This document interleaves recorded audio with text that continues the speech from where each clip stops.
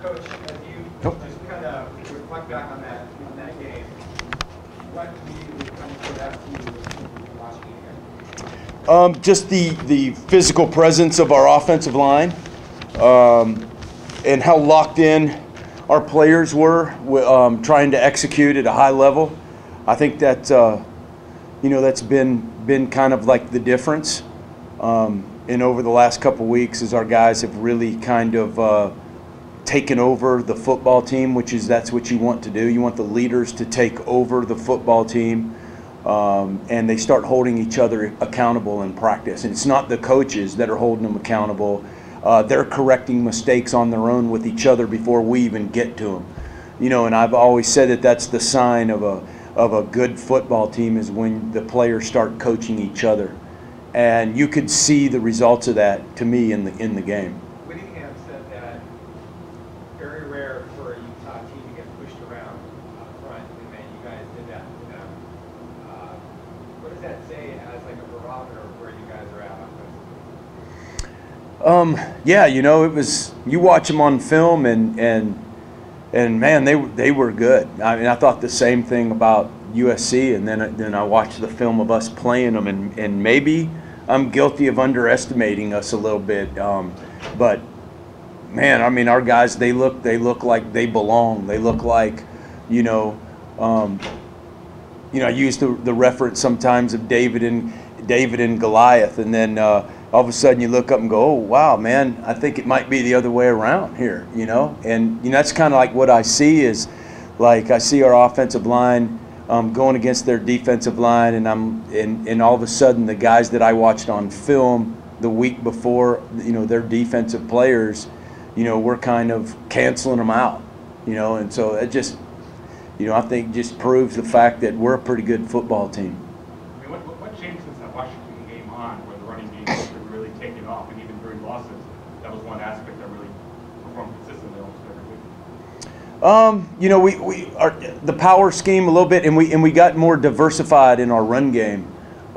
It wasn't so one-dimensional, and that's the way we kind of wanted it. And I've kind of talked about that before, but you start running the gap scheme, and then you have success, and then you start building plays off of that, and then the next thing you look up. And offenses can't be built overnight. It's like we do some things out there like today that, we're formationally and moving around and all of that stuff that, you can't just put that in and then have all these other run plays and then expect to be great at all of it. It's something that's got to be built throughout the season. And I can call stuff right now that would look funky to the defense that, we had to build to that, all right? Because there's no way with the practice time restraints in college football that you can't work on all of it, man. You just can't do it and have a diversified passing attack. I got into the 2-minute the other day, and I was like, dang, we don't have enough pass game in, and that's the way you always feel, but it's because we have a lot of run game in, and we work on that extensively, and you just can't work on a bunch of stuff. You can't do it and get great at it. So I think what you're seeing is the effects of us saying, okay, this is who we are. We're going to run the football. First and foremost, no matter what happens, we're running the ball, and we're working on running the ball, and then we build off of that. So I think that's, we've just worked on the run game more so than we did early in the year, where it was more so half and half. The distribution, you feel, is to your liking between the run and the pass right now? Yeah, that's about where it needs to be. Yep, exactly. If you see us throwing the ball more than we run, that means we weren't running the ball effectively. So, in earlier games this year, you had started Nikhil in the backfield and motion. In this game, you brought Kyle Williams in the backfield also, so they both were in motion. Is that because of how Utah wants to orientate its defense, or is that just the next level of building a plan? It's basically the next level. You get the schemes in, and then you can start moving guys around. And what you see is, when we started out, like I said, Nikhil was always our boundary X receiver. So you get in 3-by-1, and he's the single. It's so easy to take him out of the game. I mean, you just roll the coverage or do what you want to do. So in order to move him around, You know, I think you got to be a little bit more creative. The language of your offense can be longer, so it takes a little bit more time.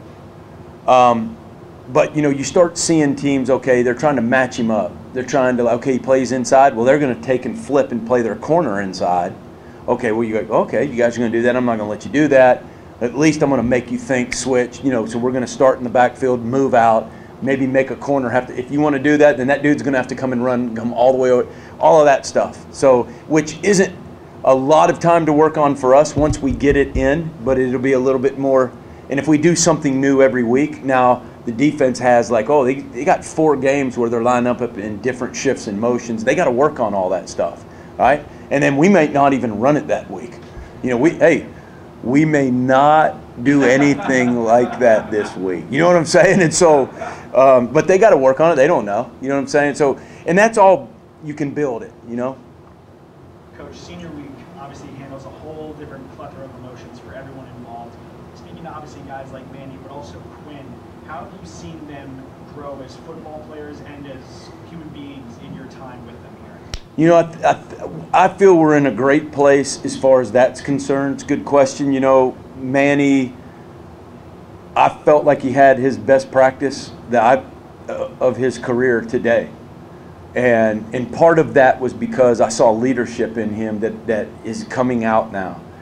And I think he realizes the clock is ticking, but we are like, our relationship is growing, and I mean, it takes a while, man. I mean, the guy's had 4 different guys in his life telling him what to do, and that's not easy for a young man, especially with his background and trust and all of that stuff. And I think he trusts me, and I trust him.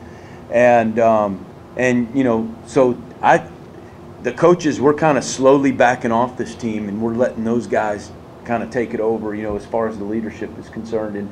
And so you see that with Quinn. Now, Quinn doesn't talk a lot. He's more of a quiet guy, but his actions, man, speak louder than words. And, you know, he has just played hard.